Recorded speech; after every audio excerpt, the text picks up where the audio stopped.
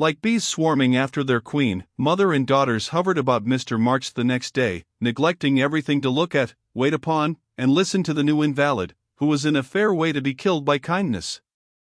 As he sat propped up in a big chair by Beth's sofa, with the other three close by, and Hannah popping in her head now and then to peek at the dear man, nothing seemed needed to complete their happiness. But something was needed, and the elder ones felt it, though none confessed the fact. Mr. and Mrs. March looked at one another with an anxious expression, as their eyes followed Meg. Jo had sudden fits of sobriety, and was seen to shake her fist at Mr. Brooks' umbrella, which had been left in the hall. Meg was absent-minded, shy, and silent, started when the bell rang, and colored when John's name was mentioned. Amy said everyone seemed waiting for something, and couldn't settle down, which was queer, since father was safe at home, and Beth innocently wondered why their neighbors didn't run over as usual. Laurie went by in the afternoon, and seeing Meg at the window, seemed suddenly possessed with a melodramatic fit, for he fell down on one knee in the snow, beat his breast, tore his hair, and clasped his hands imploringly, as if begging some boon. And when Meg told him to behave himself and go away, he wrung imaginary tears out of his handkerchief, and staggered round the corner as if in utter despair. "What does the goose mean?" said Meg, laughing and trying to look unconscious. "He's showing you how your John will go on by and by." "Touching, isn't it?" answered Jo scornfully. "Don't say my John, it isn't proper or true," but Meg's voice lingered over the words as if they sounded pleasant to her. "Please don't plague me, Jo. I've told you I don't care much about him, and there isn't to be anything said, but we are all to be friendly, and go on as before." "We can't, for something has been said, and Laurie's mischief has spoiled you for me." "I see it, and so does mother. You are not like your old self a bit, and seem ever so far away from me. I don't mean to plague you and will bear it like a man, but I do wish it was all settled. I hate to wait, so if you mean ever to do it, make haste and have it over quickly," said Jo pettishly. "I can't say anything till he speaks, and he won't, because father said I was too young," began Meg, bending over her work with a queer little smile, which suggested that she did not quite agree with her father on that point. "If he did speak, you wouldn't know what to say, but would cry or blush, or let him have his own way, instead of giving a good, decided no." "I'm not so silly and weak as you think. I know just what I should say, for I've planned it all, so I needn't be taken unawares. There's no knowing what may happen, and I wish to be prepared." Jo couldn't help smiling at the important air which Meg had unconsciously assumed and which was as becoming as the pretty color varying in her cheeks. "Would you mind telling me what you'd say?" asked Jo more respectfully. "Not at all. You are 16 now, quite old enough to be my confidant, and my experience will be useful to you by and by, perhaps, in your own affairs of this sort." "Don't mean to have any. It's fun to watch other people philander, but I should feel like a fool doing it myself," said Jo, looking alarmed at the thought. "I think not, if you liked anyone very much, and he liked you." Meg spoke as if to herself, and glanced out at the lane where she had often seen lovers walking together in the summer twilight. "I thought you were going to tell your speech to that man," said Jo, rudely shortening her sister's little reverie. "Oh, I should merely say, quite calmly and decidedly, 'Thank you, Mr. Brooke, you are very kind, but I agree with father that I am too young to enter into any engagement at present, so please say no more, but let us be friends as we were.'" That's stiff and cool enough. "I don't believe you'll ever say it, and I know he won't be satisfied if you do. If he goes on like the rejected lovers in books, you'll give in, rather than hurt his feelings." "No, I won't. I shall tell him I've made up my mind, and shall walk out of the room with dignity." Meg rose as she spoke, and was just going to rehearse the dignified exit, when a step in the hall made her fly into her seat and begin to sew as fast as if her life depended on finishing that particular seam in a given time. Joe smothered a laugh at the sudden change, and when someone gave a modest tap, opened the door with a grim aspect which was anything but hospitable. "Good afternoon. I came to get my umbrella, that is, to see how your father finds himself today," said Mr. Brooke, getting a trifle confused as his eyes went from one telltale face to the other. "It's very well, he's in the rack. I'll get him, and tell it you are here." And having jumbled her father and the umbrella well together in her reply, Joe slipped out of the room to give Meg a chance to make her speech and air her dignity. But the instant she vanished, Meg began to sidle toward the door, murmuring, "Mother will like to see you. Pray sit down, I'll call her." "Don't go. Are you afraid of me, Margaret?" And Mr. Brooke looked so hurt that Meg thought she must have done something very rude. She blushed up to the little curls on her forehead, for he had never called her Margaret before, and she was surprised to find how natural and sweet it seemed to hear him say it. Anxious to appear friendly and at her ease, she put out her hand with a confiding gesture, and said gratefully, "How can I be afraid when you have been so kind to father? I only wish I could thank you for it." "Shall I tell you how?" asked Mr. Brooke, holding the small hand fast in both his own, and looking down at Meg with so much love in the brown eyes that her heart began to flutter, and she both longed to run away and to stop and listen. "Oh no, please don't, I'd rather not," she said, trying to withdraw her hand, and looking frightened in spite of her denial. "I won't trouble you. I only want to know if you care for me a little, Meg. I love you so much, dear," added Mr. Brooke tenderly. This was the moment for the calm, proper speech, but Meg didn't make it. She forgot every word of it, hung her head, and answered, "I don't know," so softly that John had to stoop down to catch the foolish little reply. He seemed to think it was worth the trouble, for he smiled to himself as if quite satisfied, pressed the plump hand gratefully, and said in his most persuasive tone, "Will you try and find out? I want to know so much, for I can't go to work with any heart until I learn whether I am to have my reward in the end or not." "I'm too young," faltered Meg, wondering why she was so fluttered, yet rather enjoying it. "I'll wait, and in the meantime, you could be learning to like me. Would it be a very hard lesson, dear?" "Not if I chose to learn it, but—" "Please choose to learn, Meg. I love to teach, and this is easier than German," broke in John, getting possession of the other hand, so that she had no way of hiding her face as he bent to look into it. His tone was properly beseeching, but stealing a shy look at him, Meg saw that his eyes were merry as well as tender, and that he wore the satisfied smile of one who had no doubt of his success. This nettled her. Annie Moffat's foolish lessons in coquetry came into her mind, and the love of power, which sleeps in the bosoms of the best of little women, woke up all of a sudden and took possession of her.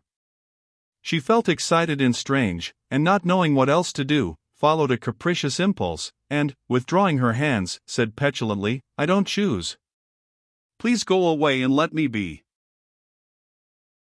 Poor Mr. Brooke looked as if his lovely castle in the air was tumbling about his ears, for he had never seen Meg in such a mood before, and it rather bewildered him. "Do you really mean that?" he asked anxiously, following her as she walked away. "Yes, I do. I don't want to be worried about such things. Father says I needn't, it's too soon and I'd rather not." "Mayn't I hope you'll change your mind by and by?" "I'll wait and say nothing till you have had more time." "Don't play with me, Meg. I didn't think that of you." "Don't think of me at all." "I'd rather you wouldn't," said Meg, taking a naughty satisfaction in trying her lover's patience and her own power. He was grave and pale now, and looked decidedly more like the novel heroes whom she admired, but he neither slapped his forehead nor tramped about the room as they did. He just stood looking at her so wistfully, so tenderly, that she found her heart relenting in spite of herself. What would have happened next I cannot say, if Aunt March had not come hobbling in at this interesting minute. The old lady couldn't resist her longing to see her nephew, for she had met Laurie as she took her airing, and hearing of Mr. March's arrival, drove straight out to see him. The family were all busy in the back part of the house, and she had made her way quietly in, hoping to surprise them. She did surprise two of them so much that Meg started as if she had seen a ghost, and Mr. Brooke vanished into the study. "Bless me, what's all this?" cried the old lady with a rap of her cane as she glanced from the pale young gentleman to the scarlet young lady. "It's father's friend." "I'm so surprised to see you," stammered Meg, feeling that she was in for a lecture now. "That's evident," returned Aunt March, sitting down. "But what is father's friend saying to make you look like a peony?" "There's mischief going on, and I insist upon knowing what it is," with another rap. "We were only talking." "Mr. Brooke came for his umbrella," began Meg, wishing that Mr. Brooke and the umbrella were safely out of the house. "Brooke? That boy's tutor? Ah! I understand now. I know all about it. Joe blundered into a wrong message in one of your father's letters, and I made her tell me." "You haven't gone and accepted him, child," cried Aunt March, looking scandalized. "Hush! He'll hear." "Shan't I call mother?" said Meg, much troubled. "Not yet. I've something to say to you, and I must free my mind at once. Tell me, do you mean to marry this cook? If you do, not one penny of my money ever goes to you. Remember that, and be a sensible girl," said the old lady impressively. Now Aunt March possessed in perfection the art of rousing the spirit of opposition in the gentlest people, and enjoyed doing it. The best of us have a spice of perversity in us, especially when we are young and in love. If Aunt March had begged Meg to accept John Brooke, she would probably have declared she couldn't think of it, but as she was peremptorily ordered not to like him, she immediately made up her mind that she would. Inclination as well as perversity made the decision easy, and being already much excited, Meg opposed the old lady with unusual spirit. "I shall marry whom I please, Aunt March, and you can leave your money to anyone you like," she said, nodding her head with a resolute air. "Highty-tighty! Is that the way you take my advice, miss? You'll be sorry for it by and by, when you've tried love in a cottage and found it a failure." "It can't be a worse one than some people find in big houses," retorted Meg. Aunt March put on her glasses and took a look at the girl, for she did not know her in this new mood. Meg hardly knew herself, she felt so brave and independent, so glad to defend John and assert her right to love him, if she liked. Aunt March saw that she had begun wrong, and after a little pause, made a fresh start, saying as mildly as she could, "Now, Meg, my dear, be reasonable and take my advice. I mean it kindly, and don't want you to spoil your whole life by making a mistake at the beginning. You ought to marry well and help your family. It's your duty to make a rich match, and it ought to be impressed upon you. Father and mother don't think so. They like John though he is poor. Your parents, my dear, have no more worldly wisdom than a pair of babies." "I'm glad of it," cried Meg stoutly. Aunt March took no notice, but went on with her lecture. "This Rook is poor and hasn't got any rich relations, has he?" "No, but he has many warm friends." "You can't live on friends, try it and see how cool they'll grow. He hasn't any business, has he?" "Not yet. Mr. Lawrence is going to help him." "That won't last long. James Lawrence is a crotchety old fellow and not to be depended on." "So you intend to marry a man without money, position, or business, and go on working harder than you do now, when you might be comfortable all your days by minding me and doing better? I thought you had more sense, Meg." I couldn't do better if I waited half my life. John is good and wise, he's got heaps of talent, he's willing to work and sure to get on, he's so energetic and brave. Everyone likes and respects him, and I'm proud to think he cares for me, though I'm so poor and young and silly," said Meg, looking prettier than ever in her earnestness. "He knows you have got rich relations, child. That's the secret of his liking, I suspect." "Aunt March, how dare you say such a thing? John is above such meanness, and I won't listen to you a minute if you talk so," cried Meg indignantly, forgetting everything but the injustice of the old lady's suspicions. "My John wouldn't marry for money, any more than I would. We are willing to work and we mean to wait. I'm not afraid of being poor, for I've been happy so far, and I know I shall be with him because he loves me, and I—" Meg stopped there, remembering all of a sudden that she hadn't made up her mind, that she had told her John to go away, and that he might be overhearing her inconsistent remarks. Aunt March was very angry, for she had set her heart on having her pretty niece make a fine match, and something in the girl's happy young face made the lonely old woman feel both sad and sour. "Well, I wash my hands of the whole affair. You are a willful child, and you've lost more than you know by this piece of folly. No, I won't stop. I'm disappointed in you, and haven't spirits to see your father now. Don't expect anything from me when you are married. Your Mr. Brooks' friends must take care of you. I'm done with you forever." And slamming the door in Meg's face, Aunt March drove off in high dudgeon. She seemed to take all the girl's courage with her, for when left alone, Meg stood for a moment, undecided whether to laugh or cry. Before she could make up her mind, she was taken possession of by Mr. Brooke, who said all in one breath, "I couldn't help hearing, Meg. Thank you for defending me, and Aunt March for proving that you do care for me a little bit."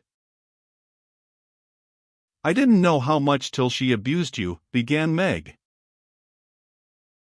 "And I needn't go away, but may stay and be happy, may I, dear?" Here was another fine chance to make the crushing speech and the stately exit, but Meg never thought of doing either, and disgraced herself forever in Joe's eyes by meekly whispering, "Yes, John," and hiding her face on Mr. Brooks' waistcoat. 15 minutes after Aunt March's departure, Joe came softly downstairs, paused an instant at the parlor door, and hearing no sound within, nodded and smiled with a satisfied expression, saying to herself, "She has seen him away as we planned, and that affair is settled. I'll go and hear the fun, and have a good laugh over it." But poor Joe never got her laugh, for she was transfixed upon the threshold by a spectacle which held her there, staring with her mouth nearly as wide open as her eyes. Going in to exult over a fallen enemy and to praise a strong-minded sister for the banishment of an objectionable lover, it certainly was a shock to behold the aforesaid enemy serenely sitting on the sofa, with the strong-minded sister enthroned upon his knee and wearing an expression of the most abject submission. Joe gave a sort of gasp, as if a cold shower bath had suddenly fallen upon her, for such an unexpected turning of the tables actually took her breath away. At the odd sound the lovers turned and saw her. Meg jumped up, looking both proud and shy, but that man, as Joe called him, actually laughed and said coolly, as he kissed the astonished newcomer, "Sister Joe, congratulate us." That was adding insult to injury. It was altogether too much, and making some wild demonstration with her hands, Joe vanished without a word. Rushing upstairs, she startled the invalids by exclaiming tragically as she burst into the room, "Oh, do somebody go down quick. John Brooke is acting dreadfully, and Meg likes it." Mr. and Mrs. March left the room with speed, and casting herself upon the bed, Joe cried and scolded tempestuously as she told the awful news to Beth and Amy. The little girls, however, considered it a most agreeable and interesting event, and Joe got little comfort from them, so she went up to her refuge in the garret, and confided her troubles to the rats. Nobody ever knew what went on in the parlor that afternoon, but a great deal of talking was done, and quiet Mr. Brooke astonished his friends by the eloquence and spirit with which he pleaded his suit, told his plans, and persuaded them to arrange everything just as he wanted it. The tea bell rang before he had finished describing the paradise which he meant to earn for Meg, and he proudly took her in to supper, both looking so happy that Joe hadn't the heart to be jealous or dismal.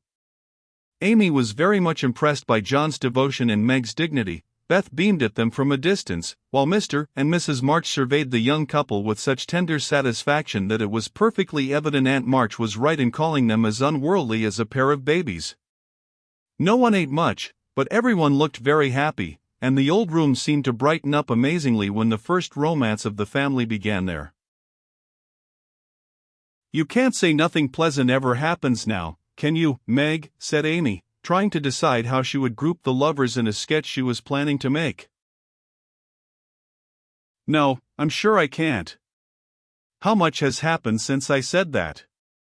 "It seems a year ago," answered Meg, who was in a blissful dream lifted far above such common things as bread and butter.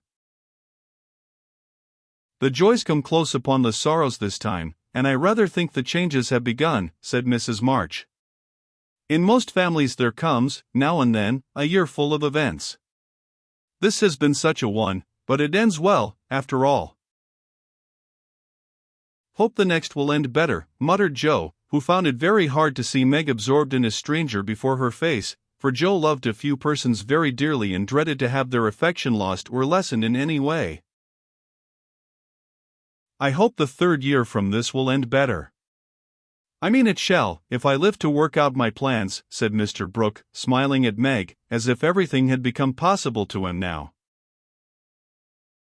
"Doesn't it seem very long to wait?" asked Amy, who was in a hurry for the wedding. "I've got so much to learn before I shall be ready, it seems a short time to me," answered Meg, with a sweet gravity in her face never seen there before. "You have only to wait, I am to do the work," said John, beginning his labors by picking up Meg's napkin, with an expression which caused Joe to shake her head, and then say to herself with an air of relief as the front door banged, "Here comes Laurie. Now we shall have some sensible conversation." But Joe was mistaken, for Laurie came prancing in, overflowing with good spirits, bearing a great bridal-looking bouquet for Mrs. John Brooke, and evidently laboring under the delusion that the whole affair had been brought about by his excellent management. "I knew Brooke would have it all his own way, he always does, for when he makes up his mind to accomplish anything, it's done though the sky falls," said Laurie, when he had presented his offering and his congratulations. "Much obliged for that recommendation. I take it as a good omen for the future and invite you to my wedding on the spot," answered Mr. Brooke, who felt at peace with all mankind, even his mischievous pupil. "I'll come if I'm at the ends of the earth, for the sight of Joe's face alone on that occasion would be worth a long journey." "You don't look festive, ma'am, what's the matter?" asked Laurie, following her into a corner of the parlor, whither all had adjourned to greet Mr. Lawrence. "I don't approve of the match, but I've made up my mind to bear it, and shall not say a word against it," said Joe solemnly. "You can't know how hard it is for me to give up Meg," she continued with a little quiver in her voice. "You don't give her up. You only go halves," said Laurie consolingly. "It can never be the same again.